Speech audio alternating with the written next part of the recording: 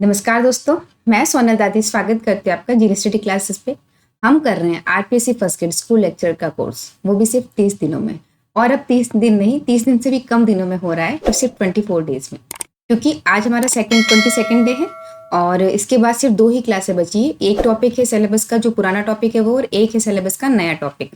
तो वो दोनों हम आने वाले 2-3 दिनों में कर लेंगे। तो 2 टॉपिक होने के बाद 24 क्लासेस में हमारा लगभग कोर्स हो जाएगा। अब आज का ये जो टॉपिक है, जैव विविधता और सतत विकास यानी बायोडाइवर्सिटी और सस्टेनेबल डेवलपमेंट, ये टॉपिक 8th क्लास में दिया हुआ है। अभी तक जितने भी एग्जाम्स हुए थे 8th क्लास तक का ही आया था, बट जो लास्ट ईयर 2024 का जो था नोटिफिकेशन, और इसमें जिसमें 25 में वो एग्जाम हुआ है, उसमें ये जो क्वेश्चन आया था वो क्लास 12th की बुक से आया था। क्लास 12th में भी सेम इसी नाम से, जैव विविधता और सतत विकास नाम से, क्लास 12 बायोलॉजी की बुक में ये टॉपिक दिया हुआ है। तो वो वहां से क्वेश्चन उन्होंने लिया था एनसीईआरटी से।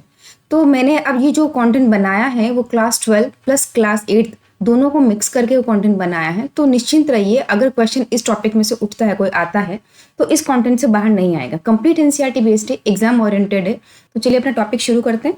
जैव विविधता और सतत विकास यानी बायोडाइवर्सिटी और सस्टेनेबल डेवलपमेंट। जैव विविधता, जैव विविधता है, सबसे पहले हम ये देखते हैं कि जैव विविधता एक्चुअली होती क्या है। जैव विविधता क्या होती है कि पृथ्वी पर पाए जाने वाले सभी जीव, जैसे पौधे, पशु और सूक्ष्म जीवों की विविधता को जैव विविधता कहते हैं। विविधता मतलब वैरायटी एक तरह से, है ना। तो चाहे वो पौधे हैं, चाहे वो जीव हैं, चाहे वो सूक्ष्म जीव है, उनकी जो वैरायटी पाई जाती है हमारी पृथ्वी पे, उसको हम जैव विविधता कहते हैं। नाम का मतलब समझिए, जैव यानी जीव, जितने भी जीव है, नॉट अजैविक घटक, है ना। ऐसा नहीं, पर्यावरण में जैविक और अजैविक घटक दोनों शामिल होते हैं, पर जैव विविधता में सिर्फ जीवित वस्तु, जीवित चीजें होगी। मतलब जीवित चीजें मतलब एक तरह से पौधे, पशु, मनुष्य खुद भी, सूक्ष्म जीव भी, ये सारे क्या है, ये जीवित जीव चीजें, है ना। तो जो जैविक चीजें हैं, जो जैविक घटक हैं पर्यावरण के, उसमें जो विविधताएं पाई जाती है, उसमें जो वैरायटी पाई जाती है, उसी को जैव विविधता कहते हैं। समझने के लिए मैं कहती हूँ कि अगर 2 जगहों का कंपैरिजन करें, एक तो हम फॉरेस्ट का करें, वन का, और एक कोई घास के मैदान का करें। अगर मैं आपसे पूछूं अब जैव विविधता किसमें ज्यादा है, तो आपको ध्यान लगेगा कि वन में सबसे ज्यादा होगी, क्योंकि वन में बहुत प्रकार के पेड़ पौधे होंगे, बहुत प्रकार के वन्य जीव होंगे, सूक्ष्म जीव होंगे, जबकि घास के मैदान में वो कम होंगे। तो आपको क्लिक किया होगा, जैव विविधता मतलब जीवों की कितनी विभिन्नताएं, कितने प्रकार हैं, उसको जैव विविधता विविधता कहते हैं, सॉरी। तो जैव विविधता का नॉर्मली मतलब यही होगा कि प्रकार, ठीक है, स्पीसीज कितनी होगी, उसमें वैरायटी कितनी है, वो जैव विविधता है। आगे देखते हैं कि जैव विविधता शब्द का प्रयोग सबसे पहले एडवर्ड विल्सन ने किया। ये क्लास 12 की बुक से था, तो मैंने लिया है। वैसे ऐसे नाम आते नहीं, फिर भी आप ध्यान में रखिएगा। अब पृथ्वी पर लगभग 1.7 से 1.8 प्रजातियां वैज्ञानिकों ने खोजी है जैव विविधता की। अब इंपॉर्टेंट ये है लेवल ऑफ बायोडाइवर्सिटी। अब देखिए, इनको मेरे हिसाब से आप लोग क्या कीजिए, ये जो टाइप में बता रही हूँ उसमें कुछ कीवर्ड है, उनको पकड़िए। हम क्या करते हैं, बहुत लंबी लंबी चीजें, उनकी परिभाषाएं या सेटअप याद करते हुए याद नहीं रहते। हमको हर चीज का की पॉइंट पकड़ना, कीवर्ड। जैसे इसका कीवर्ड क्या होगा कि आनुवंशिक विविधता किसको कहते हैं, एक ही प्रजाति के व्यक्तियों में जीन में पाए जाने वाले अंतर। जीन क्या होता है, जीन वो होता है जो जीवों में उनके गुण डिसाइड करता है, लक्षण डिसाइड करता है कि जीन में परिवर्तन, जीन जैसा होगा उसके लक्षण वैसे ही होंगे। जीन में परिवर्तन यानी आपके लक्षणों में परिवर्तन। अब वो पौधे भी हो सकते हैं, मनुष्य भी हो सकते हैं, पशु भी हो सकते हैं, सूक्ष्म जीव भी हो सकते हैं, कुछ भी हो सकते हैं, ठीक है। तो एक ही प्रजाति के व्यक्ति नहीं, उसमें कुछ भी हो सकता है व्यक्ति की जगह। जैसे मैं बता रही हूँ, पौधे भी हो सकते हैं, जीव भी हो सकते हैं, पशु भी हो सकते हैं, कुछ भी, ठीक है। उनके जीवों में, जीन में जो परिवर्तन हो जाएगा उसको हम आनुवंशिक विविधता कहेंगे। कैसे मैं समझाती हूँ, देखिए जैसे आम है, ठीक है। आम खरीदने चाहते हैं तो हम देखते हैं कि बहुत सारी वैरायटी मिलती है आम की। लंगड़ा आम है, केसरी आम है, बादामी आम है, खूब सारी वैरायटी मिलती है। तो वो क्या है, तो वो आम ही, पर आम की किस्में अलग अलग है, वैरायटी अलग अलग है। क्यों है वो, क्योंकि वो अलग अलग जगह की अलग अलग फेमस है ना। अलग जगह में रहने के कारण उसकी जीन्स में परिवर्तन आ जाता है, जगह के कारण, एनवायरमेंट के कारण। तो वो उसकी किस्में अलग बन जाएगी, उसकी वैरायटी अलग बन जाएगी। इसी तरह जीन्स में परिवर्तन होने के कारण जो विभिन्नताएं होती है एक ही प्रजाति में, उसको क्या कहेंगे, आनुवंशिक विभिन्नता, ठीक है। अब जैसे भारत में चावल की लगभग 50,000 किस्में हैं, तो चावल ही, पर उसकी 50,000 किस्में किसके आम के, क्योंकि उनकी जीन्स अलग है। आम की लगभग 1,000 किस्में हैं, ठीक है। नेक्स्ट देखते हैं, जीन्स वाला हो गया आनुवंशिक विविधता। उसके बाद है प्रजातिक विभिन्नता। प्रजाति विविधता क्या होती है कि किसी क्षेत्र विशेष में पाई जाने वाले विभिन्न, अब ये वर्ड, प्रजातियों की संख्या, है ना। एक पर्टिकुलर क्षेत्र है, उसी के 2 अलग अलग भागों में प्रजातियों की संख्या अलग अलग है, तो वो है प्रजाति विभिन्नता, ठीक है। जैसे कि पश्चिमी घाट में पूर्वी घाट की तुलना में अधिक उभयचर प्रजातियां पाई जाती है। उभयचर क्या होते हैं, उभयचर वो होते हैं जो जल और थल दोनों में रह सकते हैं। जैसे मेंढक है ना, मेंढक पानी में भी रह सकता है, बाहर भी जिंदा रह सकता है, उसको उभयचर प्राणी कहते हैं। तो अब ये है तो घाट ही, पर पश्चिमी और पूर्वी घाट में उभयचर प्राणी प्रजातियों की संख्या में अंतर है, तो इसको हम क्या कहेंगे, प्रजाति विविधता। ठीक है, नेक्स्ट चलते हैं, पारिस्थितिक विविधता, ये इंपॉर्टेंट है। पारिस्थितिक विविधता क्या होती है, नाम से पता चल रहा है कि पारिस्थितिक तंत्रों की विविधता को कहते हैं। कैसे, जैसे पारिस्थितिक तंत्र में अलग अलग बता रहे, जैसे वन का तंत्र है ना, तो वन में अलग जानवर है, पेड़ पौधे हैं। मरुस्थल का है तो मरुस्थल में अलग कीड़े मकोड़े पौधे और उसके जानवर अलग होते हैं। घास भूमि में अलग होते हैं, दलदल भूमि में अलग होते हैं, पर्वतीय क्षेत्र में अलग होते हैं। तो इनमें अलग अलग विविधताएं पाई जाती है। उस विविधता को हम क्या कहेंगे, पारिस्थितिकी। यानी ये जो क्षेत्र है, इन क्षेत्रों में अलग अलग प्रकार की विभिन्नताएं पाई जाती है, उसको हम पारिस्थितिक विभिन्नता कहते हैं। ठीक है, अब अल्फा विविधता, बीटा और गामा, इसके 3 प्रकार है। ये इंपॉर्टेंट है, अच्छा क्वेश्चन इसमें से बन सकता है कि अल्फा विविधता क्या है, बीटा क्या है या गामा क्या है। तो अल्फा यानी अल्फा से शुरू हो रहा है, यानी उसमें एक ही प्रकार का समुदाय या एक आवास होगा। ये देखिए, किसी एक ही आवास से समुदाय में पाई जाने वाली प्रजातियों की विविधता को अल्फा विविधता कहते हैं। जैसे कि किसी एक जंगल में या कोई एक तालाब में पाई जाने वाली विभिन्न प्रजातियां, तालाब वो एक ही है पर उसमें भी अलग अलग प्रजाति पाई जाएगी, उसको क्या कहेंगे अपन, अल्फा विविधता। ठीक है, ए यानी अल्फा और ए यानी एक ही समुदाय, एक ही आवास में। जबकि बीटा होगी, बीटा यानी बोथ, दो। बोथ किसके लिए यूज होते हैं, दो के लिए ना, both of you, both of us, यानी हम दोनों या आप दोनों जैसे।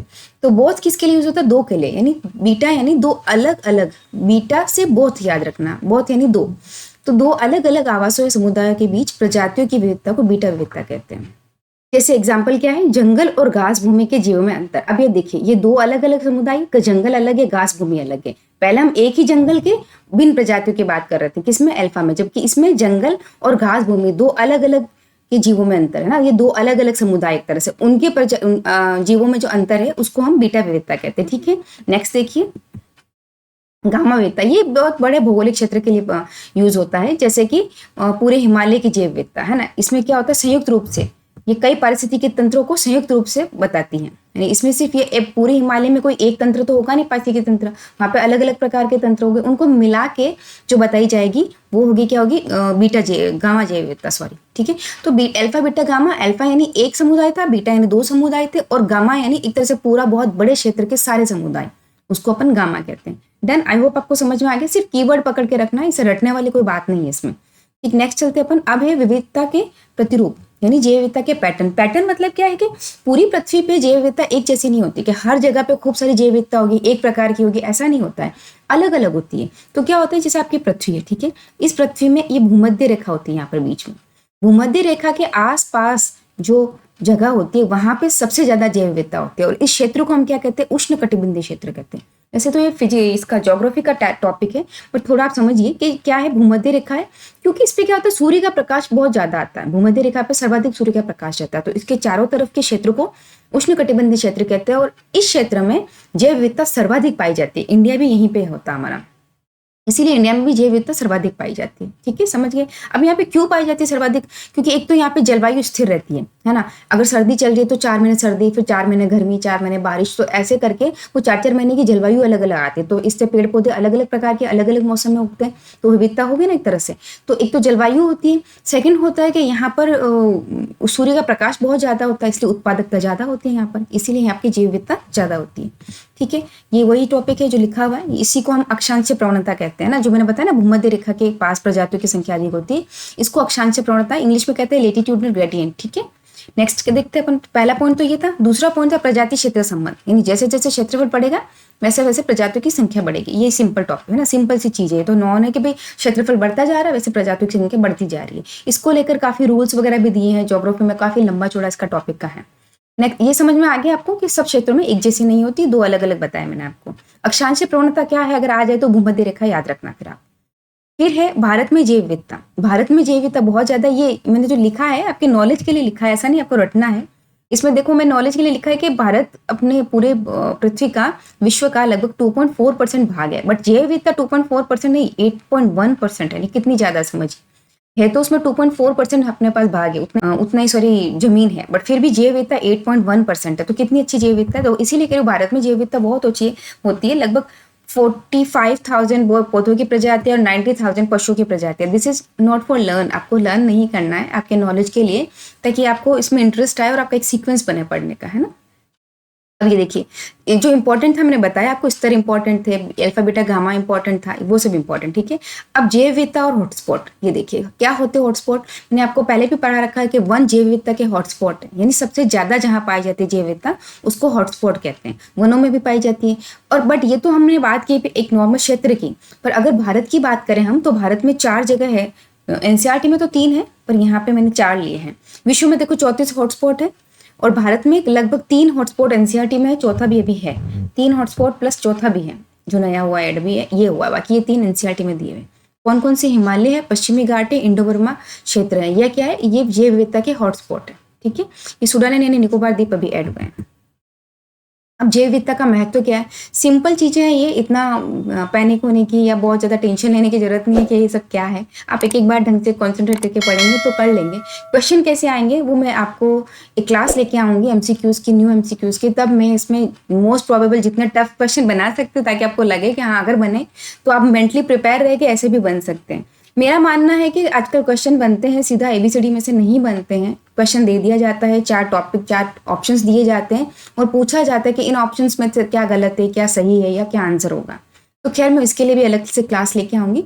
बस ये 2 क्लासें हो जाए, अपना सिलेबस कंप्लीट हो जाएगा, इसके बाद में वो एमसीक्यूज की क्लास लेके आऊंगी, ठीक है।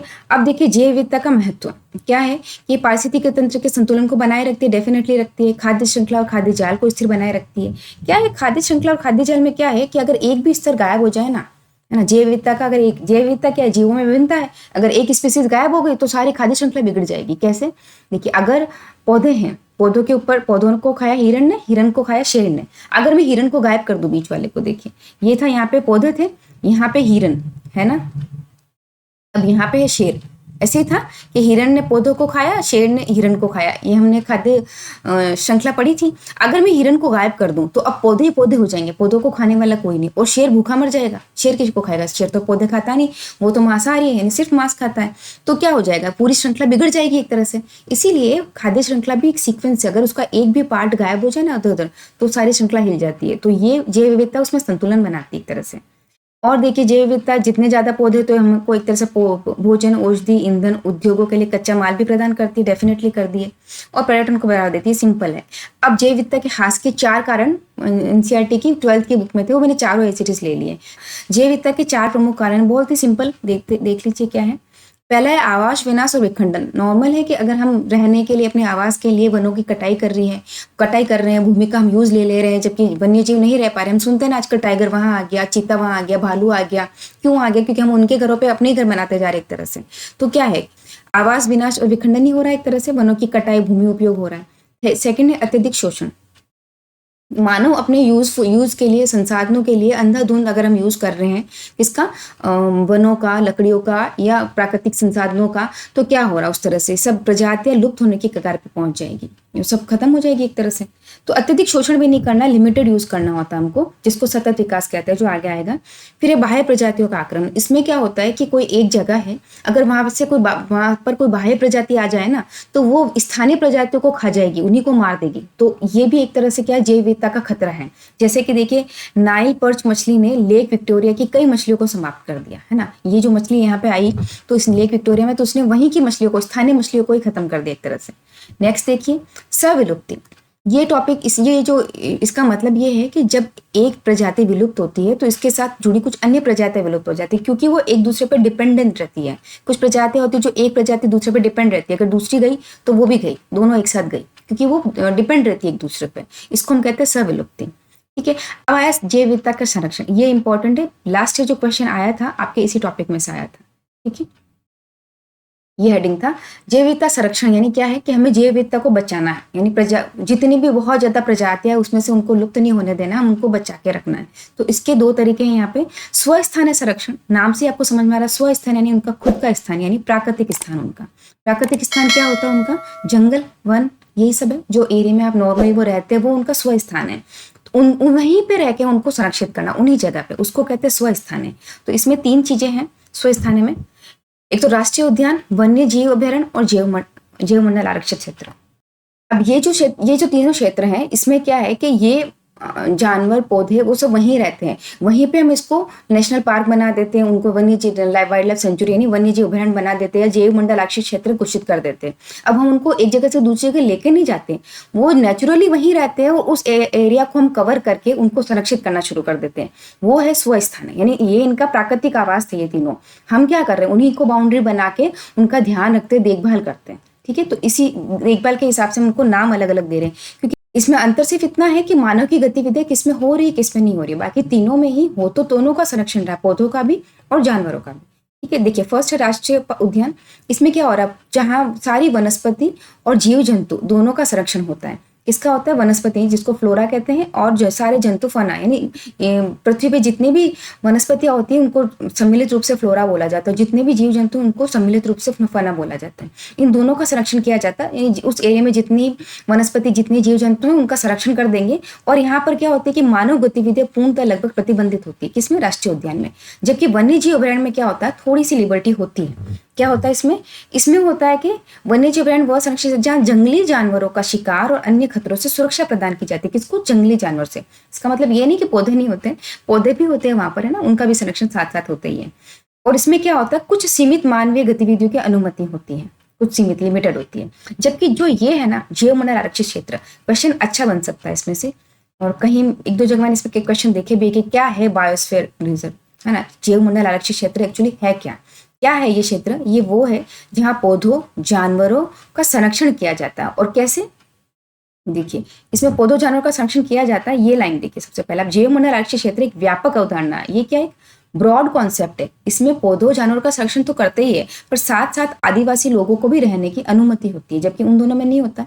अब ये ब्रॉड कॉन्सेप्ट है, इसमें क्या होता है कि राष्ट्रीय उद्यान और जो वाइल्ड लाइफ सेंचुरीज है ना, ये भी इसमें इंक्लूड होते हैं, क्योंकि एक बहुत बड़ा क्षेत्र होता है। इसी में ये राष्ट्रीय उद्यान बना सकते हैं, इसी में अभयारण्य बना सकते हैं, और उस पूरे एरिया को कवर करके ये उसको बायोस्फीयर रिजर्व क्षेत्र घोषित कर सकते हैं, जीव आरक्षित क्षेत्र भी। ठीक है, तो एक तरह से एक बहुत बड़ा कॉन्सेप्ट है। इसमें मानव गतिविधियां होती है। इसमें 3 जोन बना दिए जाते हैं ना, बफर जोन, कोर जोन और संक्रमण जोन। तो संक्रमण जोन जो होता है उसमें मानव गतिविधियां अलाउड होती है, बाकी के 2 जोन में वो नहीं जा सकते। ऐसे जोन बना के पूरे क्षेत्र को रिजर्व घोषित कर देते हैं। उसका मतलब है कि यहाँ पर अब काफी चीजों की मनाही हो जाती है। फिर आदिवासी लोगों के अलावा लोगों के आने की अनुमति नहीं होती है, उनका संरक्षण होता है। अगर वहां पर शिकार कर दो या कुछ आप उद्योग के लिए ले लो तो वो सारा कानून और अपराध होता है एक तरह से। ठीक है, अब इसमें क्या होता है, पौधों जानवरों और मनुष्य के बीच संतुलन बनाकर संरक्षण किया जाता है। डन। इसमें 3 क्षेत्र होते हैं, मैंने बता दिया आपको। संक्रमण क्षेत्र में मानव गतिविधि और निवास की अनुमति होती है। 3 क्षेत्र कौन से, कोर क्षेत्र, बफर क्षेत्र, संक्रमण क्षेत्र। ये क्षेत्र, इनमें मोस्टली संरक्षण होता है, इसमें गतिविधियां थोड़ी अलाउड होती है। डन। अब देखिए वो ये तो था स्वस्थान है। कौन 3 चीजें पढ़ी हमने, राष्ट्रीय उद्यान, वाइल्ड लाइफ सेंचुरी यानी अभ्यारण्य पढ़े, और तीसरा था जैव आरक्षित क्षेत्र यानी बायोस्फीयर। ठीक है, समझ गए, ये तीनों हो गए। अब है बाह्य स्थान। वो तो उनके स्वस्थान पे था, हमने उनको कहीं एक जगह से दूसरी जगह मूव नहीं करवाया, वो उन्हीं जगह पे वो उगे, वहीं पे उनकी ज्यादा जगह प्रजातियां थी, हमने वहीं पे बाउंड्री बना के उनको संरक्षित करना शुरू कर दिया। बाह्य स्थान में क्या होता है कि वो उनको एक जगह से दूसरी जगह ले जाके उनको संरक्षित करते हैं, ये होता है बाह्य स्थान। देखिए क्या होता है कि उनको प्राकृतिक आवास के बाहर प्रजातियों का जो संरक्षण होता है उसको बाह्य स्थान कहते हैं। जैसे जंतु उद्यान है ना, जूलॉजिकल गार्डन होता है, वो वहां पे रहते हैं नहीं, हम लाके उसको वहां पे सेट करते हैं जानवरों को। जैसे जो जातियां लुप्त होने वाली, चाहे पौधे की हो चाहे बॉटनिकल गार्डन, जूलॉजिकल, कुछ जातियां ऐसी होती है जो लुप्त होने वाली है या उनको संरक्षण की जरूरत है, तो हम उनको लाके वहां पे सेट करते हैं और उनका ध्यान रखते हैं। ठीक है, जू है निम्न ताप पे संरक्षण, उनके बीजों को या उनकी चीजों को निम्न ताप पे मतलब एकदम कम ताप पे, क्रायो का मतलब होता है बहुत लो टेम्परेचर पे, क्रायो प्रिजर्वेशन यानी एकदम लो टेम्परेचर पे जो प्रिजर्वेशन होता है ना, संरक्षण, जैसे फ्रिज में भी हम चीजें रखते हैं उसको हम कहते हैं निम्न ताप पे संरक्षण। फिर है प्रयोगशालाएं, जीन बैंक, जीन लाइब्रेरी, बीज बैंक है, उसको सोचना, पात्र निषेचन है, उत्तक संवर्धन है। अब इनको मैं नहीं समझाना चाहती कि एक्चुअली ये है क्या क्या चीज, क्योंकि मैं अगर इसको समझाऊंगी तो बहुत लंबा वीडियो हो जाएगा और आपको जानना जरूरी भी नहीं है। आप ये याद रखिए कि ये जो पॉइंट्स है वो आते किस में है, वो आते हैं बाह्य स्थान में। सबसे अच्छा याद रखने का तरीका मुझे यही लगता है कि स्व स्थान वाले आप याद रखिए तो बाह्य स्थान ऑटोमेटिक याद हो जाएंगे, आपको ये सब पूरा याद करने की जरूरत ही नहीं पड़ेगी। स्व स्थान अगर आपको पता है कि स्व स्थान है क्या, तो बाह्य स्थान जो बचेगा वो बाह्य स्थान ही होगा। ठीक है, बाकी ये सब पॉइंट का हर एक का मतलब है। टिश्यू कल्चर क्या होता है, इन विट्रो फर्टिलाइजेशन क्या होता है, ये सब का एक मीनिंग है, उनकी परिभाषाएं हैं, मैं उसको समझा सकती हूँ, बट काफी टाइम टेकिंग होगा और नीड नहीं है आपको, इसलिए मैं समझाना भी नहीं चाह रही हूँ। ठीक है, नेक्स्ट चलते हैं अपन सतत विकास मैं काफ़ी बार बता चुकी हूँ, पिछले 2 जो अपने टॉपिक हो रहे हैं वो लगभग इसी टाइप के हो रहे हैं। उसमें सतत विकास आ गया है। सतत विकास वह विकास है जो वर्तमान पीढ़ी की आवश्यकताओं को पूरा तो करता है, लेकिन भविष्य की पीढ़ियों की आवश्यकताओं को नुकसान नहीं पहुंचाता। यानी हम उनका अंधाधुंध दोहन नहीं करते, हम यूज़ तो करते हैं, पर हमें ध्यान रखते हैं कि हमारे आने वाली पीढ़ियों को भी इनका लाभ मिले। ऐसा नहीं कि हम काम लें और ख़त्म कर दें। उसको कहते हैं सतत विकास, यानी सदा चलते रहने वाला विकास। सतत नाम से भी पता चल रहा है, वो विकास जो सदा चलता रहेगा, यानी हम उसका काम लेंगे पर वो कभी ख़त्म नहीं होने देंगे उसको। एक तरह से वो भविष्य के लिए सुरक्षित भी रखते हैं, उसको कहेंगे सतत विकास। ठीक है, अब उसके उपाय क्या क्या है कि प्रकार, ये तो नॉर्मल है, प्राकृतिक संसाधनों का संतुलित उपयोग, वृक्षारोपण। जनरली मैं वर्ड्स ये पॉइंट्स ही नहीं लेती हूँ, फिर भी मैंने आज लिखे हैं कि नवीनीकरण ऊर्जा स्रोतों का उपयोग करना, प्रदूषण को कम करना। ठीक है, अब आते हैं, ये है क्लास 8 का। यहाँ पे अभी तक आपने जो पढ़ा वो क्लास 12 का मटेरियल था, क्लास 8 का ये भी इंपॉर्टेंट है, इसमें से क्वेश्चन आते हैं। मेन इसके एग्जाम्पल्स जो मैं बताऊंगी उनमें क्वेश्चन आते हैं। प्रजाति क्या होती है? प्रजाति होती है समान विशेषताओं वाले पौधों या जानवरों का समूह, उनको हम प्रजाति कहते हैं। अब इसमें अलग अलग प्रजातियां हैं जिनके एग्जाम्पल है, वेरी वेरी इंपॉर्टेंट है ना, ऐसे इसको इग्नोर मत करना। मैं जैसे बता रही हूँ, ये जो इंपॉर्टेंट चीज़ें वो ये है, क्वेश्चन इनमें से बनते हैं खूब सारे। ये है एंडेमिक स्पेसीज, यानी स्थानिक प्रजाति। वे प्रजातियां जो केवल किसी विशेष क्षेत्र में पाई जाती हैं उनको क्या कहते हैं? स्थानीय प्रजातियां, यानी एक पर्टिकुलर क्षेत्र में ही पाई जाती है, बाकी विश्व में कहीं नहीं पाई जाती। जैसे ये एग्जाम्पल इसका, एशियाई शेर है ना, वो सिर्फ और सिर्फ इंडिया में है, यहाँ पे सिर्फ और सिर्फ। और विशाल पांडा ये चीन में, और ये कहीं पर भी विश्व में नहीं है। तो इनको क्या कहते हैं? स्थानीय प्रजाति। ठीक है, नेक्स्ट सेकेंड, ये है विलुप्त प्रजातियां, एक्सटिंक्ट स्पीसीज। एक तरह से जो पृथ्वी पे अब कहीं उपलब्ध ही नहीं है, मौजूद ही नहीं है, विलुप्त हो चुकी है। जैसे डायनासोर है, डोडो पक्षी है, ये विलुप्त हो चुकी है। इसके एग्जाम्पल्स इंपॉर्टेंट है, क्वेश्चन एग्जाम्पल से आते हैं। फिर है संकटग्रस्त प्रजातियां। संकटग्रस्त प्रजातियां क्या होती है? वह प्रजातियां जिनके विलुप्त होने का खतरा होता है, यानी जो विलुप्त हो सकती है, उन पर खतरा होता है, उनको संकटग्रस्त प्रजातियां कहते हैं। इनको 3 श्रेणियों में बांटा, ये इंपॉर्टेंट है ना। कौन सी? फर्स्ट है अत्यंत इंडेंजर्ड, एक नाम से भी पता चल रहा है इंडेंजर्ड, यानी जो डेंजर में है, क्रिटिकली इंडेंजर्ड स्पीसीज, यानी अत्यंत संकटग्रस्त प्रजातियां जिनके विलुप्त होने का खतरा बहुत ही ज्यादा, बहुत क्रिटिकल स्टेज पे, बस अब खत्म होने ही वाली है। अब इसमें एग्जाम्पल क्या क्या है? जैसे भारतीय गिद्ध, हिमालयी बटेर। ठीक है, सेकंड है संकटग्रस्त प्रजातियां, यानी वो विलुप्त हो सकती है, हुई नहीं है और एकदम बॉर्डर पे भी नहीं है, बट होने के चांसेस है। इस पे क्वेश्चन ज्यादा आते हैं, इंडेंजर्ड स्पीसीज में क्वेश्चन ज्यादा आते हैं। जैसे क्वेश्चन आया हुआ है बंगाल टाइगर क्या है, कौन सी प्रजाति है? तो ये है इंडेंजर्ड स्पीसीज, यानी संकटग्रस्त प्रजाति है। नीलगिरी तहर, गंगा नदी डॉल्फिन पे भी क्वेश्चन आया हुआ है। रेड पांडा, ये सब क्या है? ये है संकटग्रस्त प्रजातियां, यानी जो विलुप्त हो सकती है। ठीक है, फिर नेक्स्ट थर्ड, संकटग्रस्त प्रजातियों में ही हम 3 टाइप पढ़ रहे हैं। एक तो क्रिटिकली, एक जो होने वाली है, और एक जो असुरक्षित है। असुरक्षित मतलब जो भविष्य में इस श्रेणी में आ सकती है, संकटग्रस्त श्रेणी में आ सकती है, अभी है नहीं वो संकट में नहीं, बट हो सकती, आ सकती है वो, उसको हम कहते हैं असुरक्षित प्रजातियां। जैसे कि हाथी है, घड़ियाल है, गोल्डन केट है, अजगर है, इनको हम कहते हैं जो असुरक्षित है, अभी सुरक्षित नहीं है, यानी वो इसमें आ सकती है इसके उनमें। आई होप आपको यहाँ तक समझ में आ रहा होगा, बस अभी लास्ट ही अपना पेपर बचा है। अब ये है red data book. Red data book बहुत फेमस है अपने आप में। इसको तैयार किसने किया? IUCN ने इसने तैयार किया। इसकी फुल फॉर्म होती है Indian union for conservation of nature. Indian union for conservation of nature, CN यानी कंजर्वेशन ऑफ नेचर। IUCN एक संस्था है, अंतरराष्ट्रीय स्तर पर संस्था है ये क्या, इसने क्या किया? एक रेड डेटा बुक तैयार की। वो इस बुक में क्या होता है? इसमें संकटग्रस्त और लुप्त प्राय प्रजातियों का रिकॉर्ड रखा जाता है। यानी इसमें जो संकटग्रस्त है या जो लुप्त होने की कगार पे, जब मैंने कहा ना जो क्रिटिकली इंडेंजर्ड है और जो इंडेंजर्ड है, वो हमने जो संकटग्रस्त प्रजातियां पढ़ी थी वो तीनों इसमें होती है, इस रेड डेटा बुक में आती है।